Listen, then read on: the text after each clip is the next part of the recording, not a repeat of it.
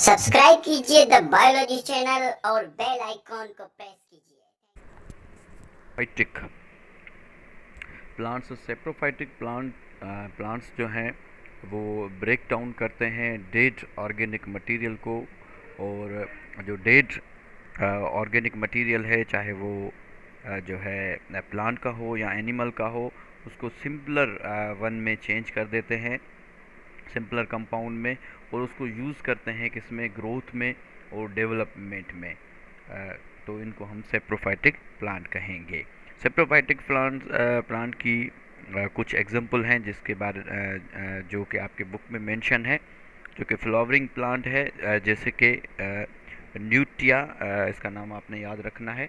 न्यूटिया को bird nest या orchid भी कहते हैं, ये सेप्रोफाइटिक की एग्जांपल है। और दूसरी है मोनोट्रोपा। मोनोट्रोपा को इंडियन पाइप भी कहते हैं, ये भी एक सेप्रोफाइटिक प्लांट है। इसमें एक मज़े वाली बात ये है कि इसके रूट्स में माइक्रोहिजियल जो फंगस है, इसकी माइसिलियम की एसोसिएशन होती है। और ये जो माइक्रोहिजियल फंगस है, ये हेल्प करवाती है किसमें, एब्जॉर्बेशन में। ठीक है, तो ये जो माइक्रोहिजियल की एब्जॉर्बेशन है, इसको जो फार्मर हैं उन्होंने इसमें से फ़ायदा लिया, एडवांटेजेस लिया। जो फार्मर क्या करते थे कि जो क्रॉप्स है उसको रोटेट करते थे। रोटेट का मतलब ये है कि एक साल अगर आपने क्लोवर या अल्फ़ा अल्फ़ा अल्फ़ा अल्फ़ा हम लूसर्न को कहते हैं, क्लोवर जो कि जीनस है ट्राइफोलियम की, ये एक लोअर लेग्यूमिनस हर्ब है। ये एक साल लगाते थे, उसके अगले साल जो है उसके अगले साल जो है क्रॉप ऑफ वीट लगाते थे। तो उसमें जो है एक अच्छी खासी जो है ग्रोथ होती थी। वो क्यों होती थी? क्योंकि जो ये रिलेशनशिप है, ये जो माइक्रो हेजियल का और इसका इसका ये एडवांटेजेस लेते थे। और उन्होंने ये ऑब्ज़र्व किया था कि अगर एक साल ये फसल लगाएंगे तो इनके जो रिलेशनशिप से जो मिनरल्स और जो रिक्वायरमेंट है वो ज़मीन में अंदर स्टोर्ड होगी, और उनसे जो नेक्स्ट जो वीट लगाएंगे वो बहुत ही शानदार होगी। इसी तरीके से जो चावल के फार्मर हैं, वो जो जहाँ पे पानी जो खड़ा होता है, ये ग्रोथ वाटर को इनकरेज करते हैं, जिसको कि राइस पेडीज कहते हैं। राइस पेडीज का मतलब ये है कि जहाँ पे ठहरा हुआ पानी हो, वो region flooded region of the rice is called rice paddies. और पेडीज वर्ड का मतलब ही है कि राइस, और आपको पता है कि चावल कहाँ पे होते हैं, पानी में होते हैं।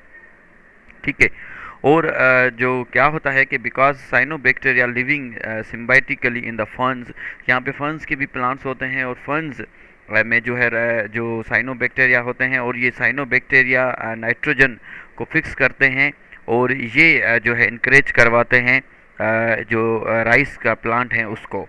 अगर हम इसकी पिक्चर देखें राइस पेडीज़ की, तो राइस पेडीज़ की पिक्चर, इसको ज़रा सा जूम कर लेते हैं। राइस पेडीज़ ये है, देखें कि जो ठहरा हुआ पानी है और उसमें जो है चावल का फसल जो है वो लगा हुआ है।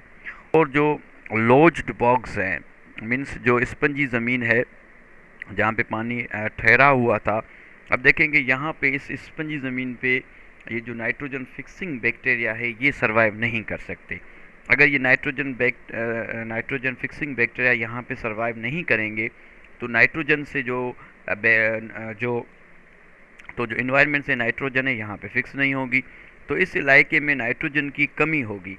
नाइट्रोजन की कमी होने की वजह से यहाँ पे जो प्लांट हैं वो क्या करेंगे, इंसेक्ट को खाएंगे।